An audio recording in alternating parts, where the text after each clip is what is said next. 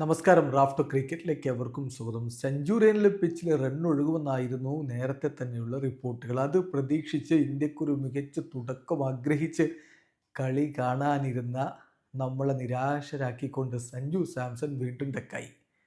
കഴിഞ്ഞ കളിയിൽ മൂന്നാമത്തെ പന്തിൽ മാർക്കോ യാൻസൺ ലെഗ് സ്റ്റമ്പാണ് തെറിപ്പിച്ചതെങ്കിൽ ഇത് രണ്ടാമത്തെ പന്തിൽ ഓഫ് സ്റ്റമ്പ് ഇളക്കി. ശരിയാണ്, ബോൾ ഒരല്പം താഴ്ന്നാണ് വന്നത്, കീപ്പ് ഓൺ ലോ. പക്ഷേ രണ്ടാമത്തെ ബോളിൽ തന്നെ ബൗൾഡായി. ബാക്ക് ടു ബാക്ക് ഡെക്കുകൾ, ബാക്ക് ടു ബാക്ക് സെഞ്ചുറി നമ്മൾ കുറേ ആഘോഷിച്ചതാണ്. പിന്നാലെ ബാക്ക് ടു ബാക്ക് ഡെക്കായിട്ട് സഞ്ജു മടങ്ങി. അപ്പോൾ 0-1 വിക്കറ്റ്. പക്ഷേ കഴിഞ്ഞ കളിയിലെ പോലെ തകരാനായിരുന്നില്ല ടീം ഇന്ത്യ ഇത്തവണ ഉറപ്പിച്ചത്. തിലക് വർമ്മയെ പ്രൊമോട്ട് ചെയ്ത് വിട്ടു. തിലക് കൗണ്ടർ അറ്റാക്ക് തുടങ്ങി. ആ ഓവറിൽ തന്നെ കൊടുത്തു മാർക്കോ യാൻസന് 6ഉം 4ഉം ഒക്കെ. 12 റൺസ് എവിടെ പിറന്നു ആ ഓവറിൽ തന്നെ.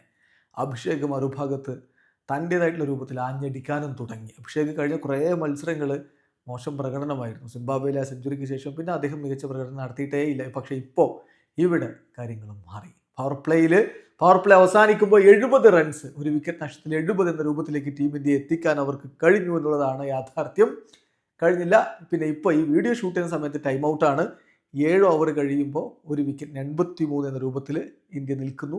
മികച്ച രൂപത്തിൽ തിരിച്ചടിച്ചു. അതിൽ അഭിഷേക് ശർമ്മ 19 പന്തിൽ 42 റൺസുമായിട്ട് താരം ഇപ്പോൾ ക്രീസിലുണ്ട്. 3 4ഉം 4 6ഉമാണ് ആ ബാറ്റിൽ നിന്ന് പിറന്നത്. തിലക് വർമ്മ 22 പന്തിൽ നിന്ന് 34, 3 4ഉം 2 6ഉം ആ ബാറ്റിൽ നിന്നും പിറന്നു. എന്തായാലും സെഞ്ചുറിയനിൽ റണ്ണൊഴുകും, റൺമഴയാവും എന്നാണ് പറഞ്ഞിരുന്നത്. ആ റൺമഴ തന്നെയാണ് ഇപ്പോൾ നമ്മൾ കണ്ടുകൊണ്ടിരിക്കുന്നത്. കൂടുതൽ ടീം ഇന്ത്യക്ക് ആക്സലറേറ്റ് ചെയ്യാൻ കഴിയും വരും ഓവറുകളിൽ എന്ന് പ്രതീക്ഷിക്കാം. സഞ്ജു ഡെക്കായി മടങ്ങിയെങ്കിലും തിരിച്ചടിച്ചിട്ടുണ്ട് നമ്മുടെ ചുണക്കുട്ടികൾ. വീഡിയോ അവസാനിക്കുന്നു. ക്രിക്കറ്റ് ലോകത്തെ കൂടുതൽ വിശേഷങ്ങളുമായി റാഫ്റ്റോ എത്താം.